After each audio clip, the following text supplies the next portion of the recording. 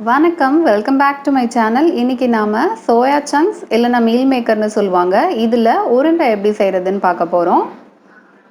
இதை நாம ஈவினிங் ஸ்நாக்ஸாகவும் சாப்பிட்லாம், டீ காஃபியோட ரொம்ப நல்லாயிருக்கும். அப்படி இல்லைன்னா எல்லா ரைஸோடையும் இது சைட் டிஷ்ஷாகவும் எடுத்துக்கலாம் நீங்கள். இதில் இருக்கிற ஒரு முக்கியமான ஹெல்த் பெனிஃபிட் என்னென்னா ப்ரோட்டீன்ஸ் இதில் ரொம்ப அதிகமாக இருக்குது. அதனால ப்ரோட்டீன்ஸ் எடுத்துக்கணும்னு நினைக்கிறவங்க அடிக்கடி இதை டயட்டில் சேர்த்துக்கோங்க, இந்த மீல் மேக்கரை. இப்போ இந்த மீல் மேக்கர் உருண்டை எப்படி செய்கிறதுன்னு பார்க்க ஆரம்பிக்கலாம். அதுக்கு முதல்ல ஒரு பாத்திரத்தில் கொஞ்சம் தேவையான அளவு தண்ணி சேர்த்துக்கலாம். இதில் கொஞ்சமாக உப்பு சேர்த்துக்கிறேன். இப்போ இந்த தண்ணி நல்லா கொதிக்கணும். தண்ணி நல்லா கொதிக்க ஆரம்பிச்சிருச்சு. இப்போ 1 கப்பு மீல் மேக்கர் சேர்த்துக்கிறேன் நான். இதை ஒரு வாட்டி கலந்துட்டு சுவிட்ச் ஆஃப் பண்ணிவிட்டு மூடி போட்டு அப்படியே ஒரு 5 நிமிஷத்துக்கு வச்சிடலாம். இந்த மீல் மேக்கர் இந்த சூடான தண்ணியில் இருக்கிறச்சவே நல்லா சாஃப்ட் ஆகிடும். 5 நிமிஷத்துக்கு அப்புறம் இது எல்லாத்தையும் நம்ம ஃபில்டர் பண்ணி எடுத்துக்கலாம்.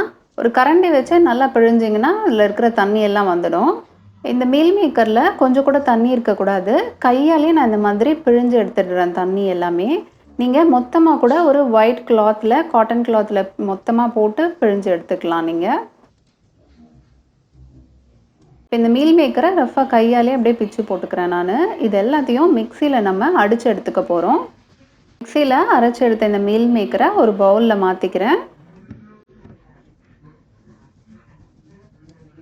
வெங்காயம் பொடி பொடியாக நறுக்கி வச்சுருக்கேன், அதையும் சேர்த்துக்கலாம். ஒரு பச்சை மிளகாய் பொடி பொடியாக நறுக்குனது அதையும் சேர்த்துடலாம். 1 டேபிள் ஸ்பூன் இஞ்சி பூண்டு விழுது அதையும் சேர்த்துக்கலாம். 1/2 டீஸ்பூன் சோம்பு, காரத்துக்காக 1 டீஸ்பூன் சிகப்பு மிளகாய் தூள், கொஞ்சமாக மஞ்சத்தூள்,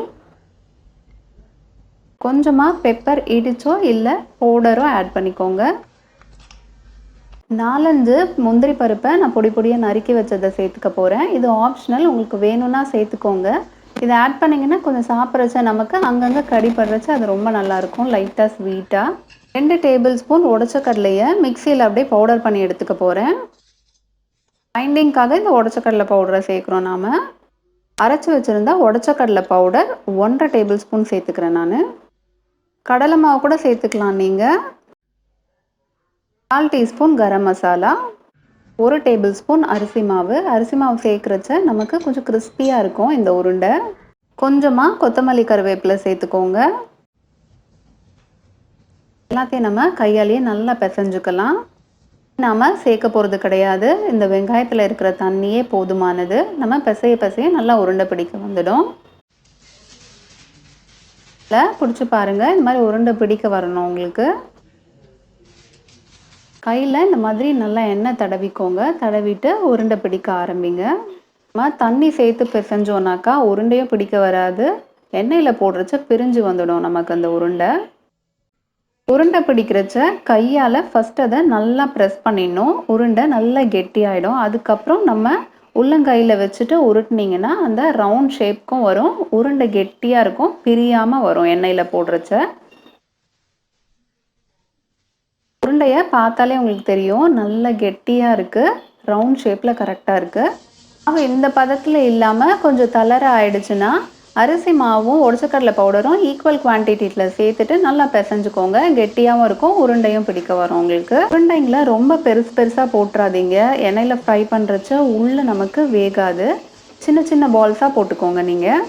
உருண்டைங்கள் எல்லாமே 2 இன்ச்சுக்குள்ளே தான் இருக்கணும் நமக்கு. அப்போ தான் அது கரெக்டாக வெளியிலையும் ஃப்ரை ஆகும், உள்ளேயும் நல்லா வெந்திருக்கும். எல்லா உருண்டைங்களையும் பிடிச்சி வச்சிடலாம். இந்த உருண்டைங்க எல்லாத்தையும் 30 நிமிஷத்துக்கு ஃப்ரிட்ஜில் வச்சு எடுத்துக்கலாம். ஃப்ரிட்ஜில் வைக்கிறதுனால வெளியில் எந்த கிராக்ஸும் இல்லாமல் உருண்டை பர்ஃபெக்டாக வரும் ஃப்ரை ஆகிறச்ச. இப்போ இந்த உருண்டைங்களை எல்லாமே ஃப்ரிட்ஜ்லேருந்து எடுத்தாச்சு. நம்ம எண்ணெயும் நல்ல சூடாக இருக்குது, எல்லாத்தையும் பொரிச்சு எடுக்க வேண்டியது தான். எண்ணெய் மிதமான சூட்லேயே இருக்கணும், அதனால் மீடியம் ஃப்ளேமில் வச்சு நீங்கள் பண்ணுங்கள். ஹை ஃப்ளேம்லேயும் இருக்கக்கூடாது, ஹை ஃப்ளேம்லேயும் இருக்கக்கூடாது. உருண்டை ஒன்று உள்ளே வேகாது, இல்லை வெளியில் ரொம்ப தீஞ்சிடும். அதனால் மீடியம் ஃப்ளேம்லேயே வச்சு பண்ணுங்கள். ஒரு உருண்டைங்களை போடுறச்சேவும் அந்த உருண்டைங்களை சுற்றி கொதிக்குது பார்த்தீங்களா, அந்த அளவுக்கு எண்ணெய் சூடாக இருக்கிறச்ச தான் நம்ம உருண்டைங்களை போட ஆரம்பிக்கணும். இந்த உருண்டைங்களுக்கு கொஞ்சம் கேப் இருக்கணும். அப்பதான் அது எல்லாமே கரெக்ட்டா வேகும். எல்லாத்தையும் மொத்தமா போட்டுறாதீங்க.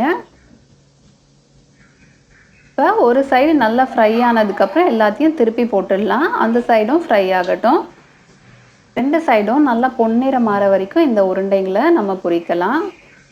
உருண்டைங்க எல்லாமே பெர்ஃபெக்ட்டா பொரிஞ்சிருக்கு. கலரே பார்க்க அவ்ளோ நல்லா இருக்கு. பொரிச்ச உருண்டைங்க எல்லாத்தையும் பிளேட்ல மாத்திக்கிறேன். இப்ப மீதி இருக்கிற உருண்டைங்களையும் போட்டு பொரிச்சு எடுத்துக்க போறேன் நானு. நம்ம மீல் மேக்கர் உருண்டை சாப்பிட்றதுக்கு ரெடியா இருக்கு. ஒண்ணு எடுத்து பிரிச்சு காமிக்கிறேன். பாருங்க எவ்ளோ கிரிஸ்பியா இருக்கு வெளியில. பிரிக்கிறேன் பாருங்க. உள்ள கரெக்ட்டா வெந்திருக்கு. வெளியில அவுட்டர் லேயர் நல்லா கிரிஸ்பியா இருக்கு. உள்ள எண்ணெய் குடிக்காம நல்லா உருண்டை பெர்ஃபெக்ட்டா வெந்திருக்கு.